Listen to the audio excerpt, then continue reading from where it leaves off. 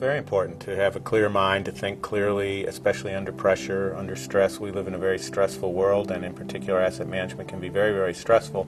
And you can see around you people that get all upset and flustered and anxious when times are tough, and they make bad decisions when they do that. So having a calm demeanor, being able to take things as they come and be able to address them in a calm and thoughtful way is very important, I think, to success in almost any industry, but particularly asset management. The reason people get stressed and they feel too busy is they've got too many things going on. Well, not all those things are that important. Some are more important, some are less important. I think meditation helps you realize these are the things I need to do. These are the things that are less important that I can get to if I have time.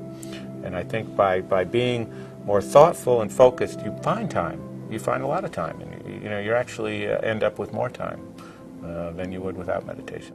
Look at the studies. They are very clear. They've been scientifically and empirically done. There's a stress every day in big business. I mean, there's probably 22 stresses every day. Maybe you're involved in 2 or 3 of them, but you're playing big stakes, and there are large decisions, and there's a lot of pressure, and you put a lot of time and energy into it. And so you're managing the decisions, and you're managing the people, and you're trying to manage your personal life.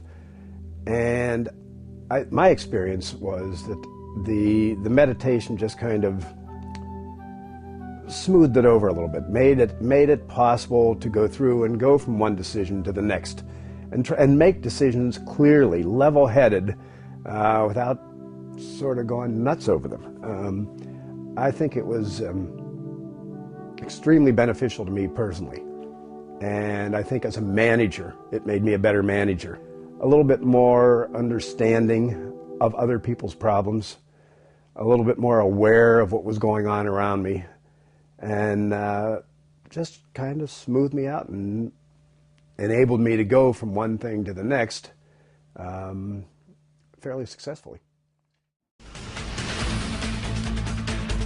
If you work, you know this is true. We are all doing more with less. We see it in the productivity numbers, the unemployment figures, the jobless recovery, as it were.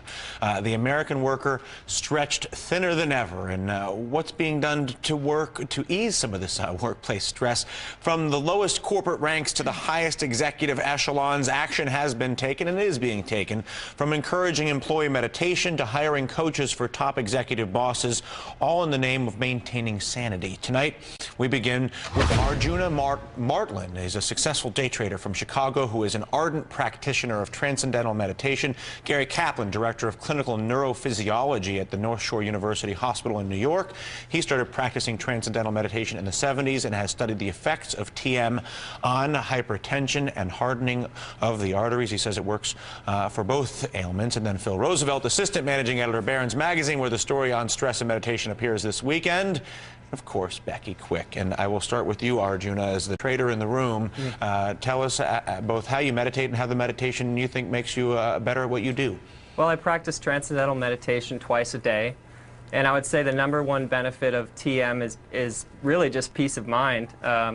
With the volatility of the markets and the intensity of the profession, it's just nice to have that deep rest both morning and afternoon. And secondly, I think the main benefit is just allowing, as a trader, to have a more focused and clear mind.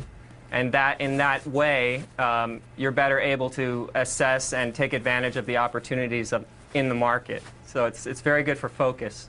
How did you learn about it? How did you learn to do it? What exactly do you do?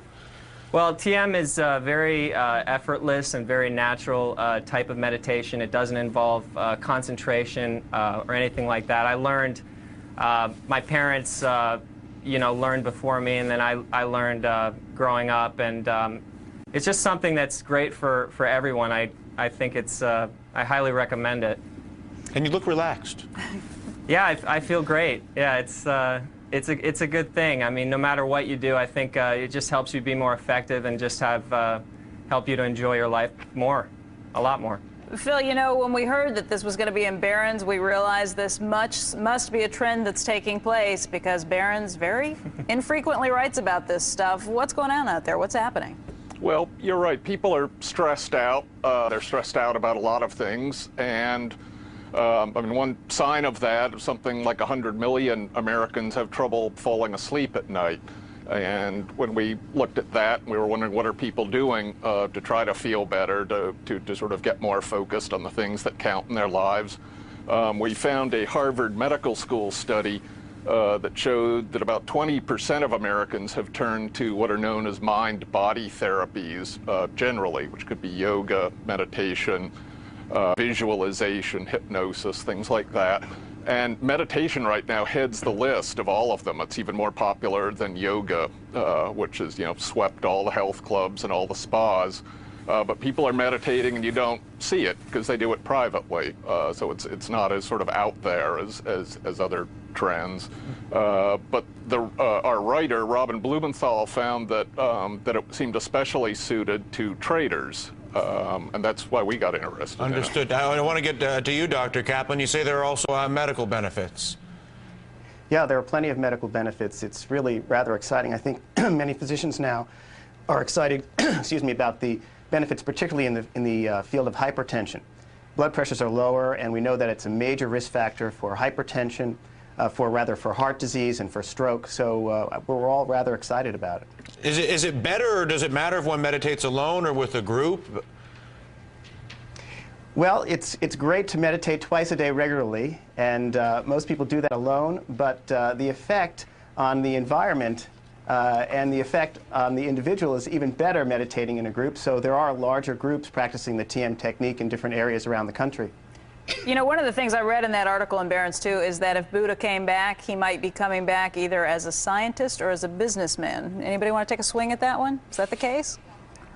Well, we also thought he might come back as a trader the more we looked at things. It does seem so well suited to sort of put yourself in an unemotional, objective state of mind that, nowadays meditation does not have the religious connotations that it used to have. It grew out of ancient religions, but a lot of people now practice it with no sort of religious significance.